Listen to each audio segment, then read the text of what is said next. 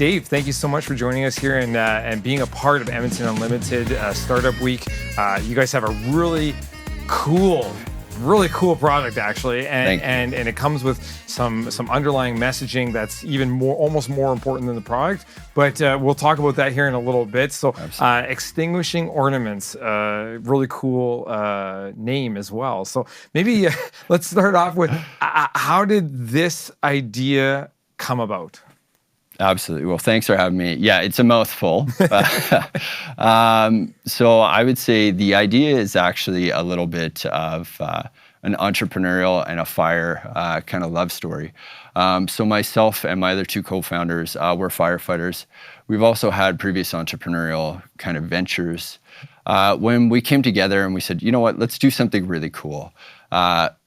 Part of our experiences actually have been maybe coming up with a solution first. Mm-hmm. And I think, more experienced entrepreneurs recognize it's like, you have to identify the problem. So there was a little bit of reverse engineering there, and we took some time to look at what are some risks specific to the fire industry, the public, that maybe we could kind of challenge. One thing that we found was that around holiday time, Christmas time specifically, there's an uptake of residential fires specific to Christmas trees, decorations. A lot of people still use candles, they light candles and put them in trees. Right. And we're kind of going, this is interesting. And there wasn't a lot of research published on it. There wasn't a lot of products.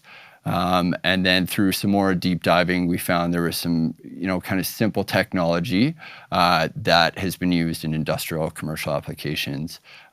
Looked into it, said, you know what? We think we can challenge this problem with this solution and bring it a little more mainstream.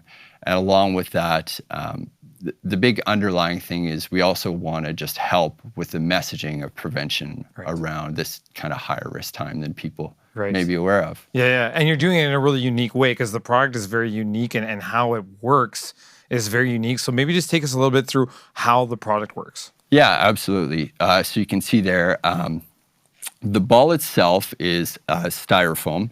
And what happens is that little tray, it goes the other way and you mount it inside the tree. Mm-hmm. We provide clamps or screws, and you'll mount it to the tree trunk or to any decorations. Like if you have a large wreath or garland or like a high risk area, maybe like around different electrical lights. Mm-hmm. And the ball will just sit inside there, mounted.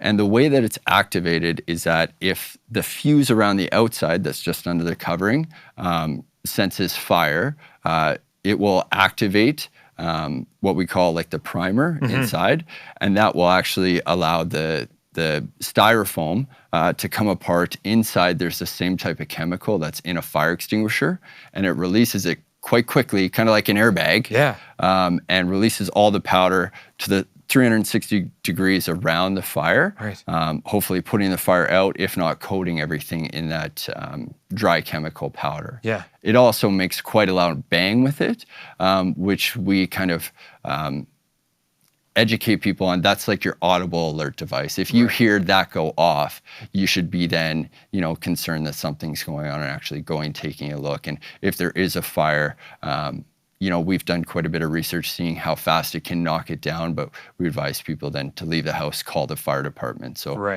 really it works automatically. There's no activation. You set it up in the high risk area, not like a fire extinguisher that a lot of people either unfortunately don't have in their home or don't know how to use. Yeah. That's wild. And you guys being fire professionals off the bat, you get an inside look already. So you've seen scenarios. So you get your boots on the ground kind of information, and then something like this comes to fruition. So there's a few founding members as well? Yeah, 2 other co-founders. Awesome, right on. Yeah. So you've been featured here in Edmonton Unlimited for the Startup Week. What does that mean to you guys, and how important is that?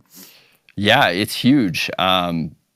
So really through the last year, we've been working quite closely with Edmonton Unlimited, doing a lot of their programs. Yeah. And I think that their support has helped us grow to the place we are today. I think we had an idea, but being firefighters ourselves, this isn't really our territory, but they've really helped us bridge into a place where we feel comfortable, doing all the business side of things.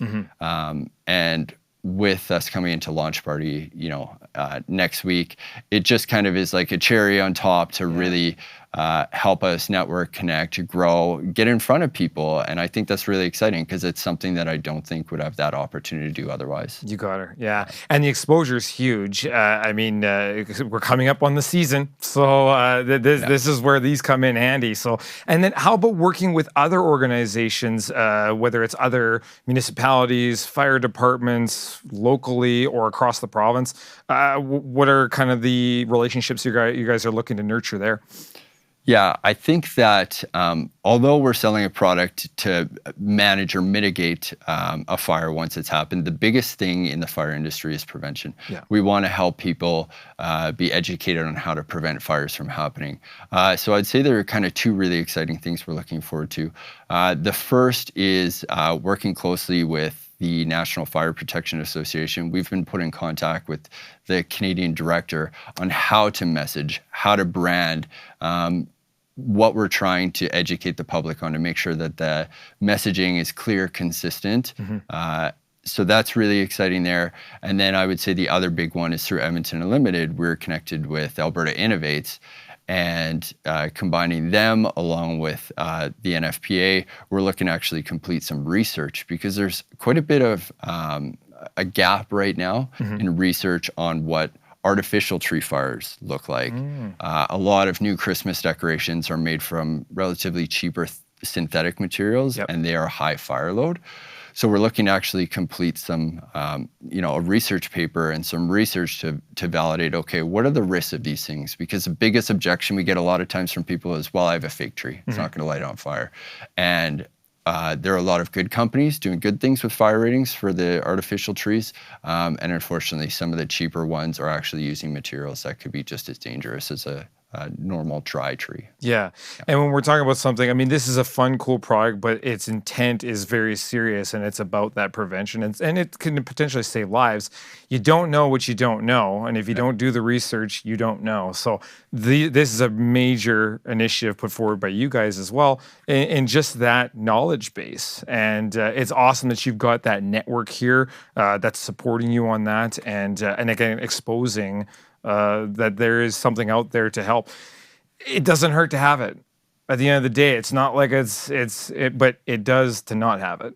So it's one of those things, right?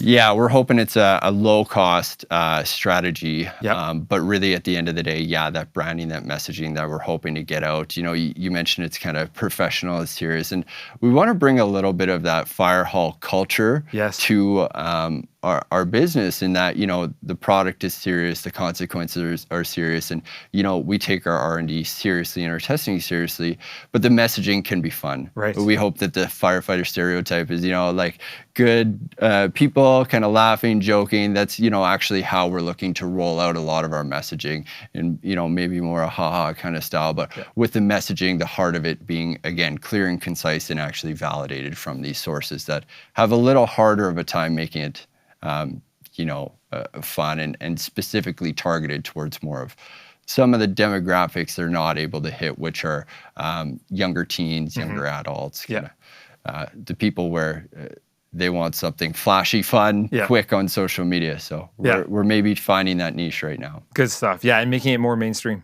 Yeah, for sure. Right on. Dave, this is awesome. Thank you so much for coming in and telling us all about your product. Looking forward to having you at the launch party here next week with Edmonton Unlimited and the Startup Week.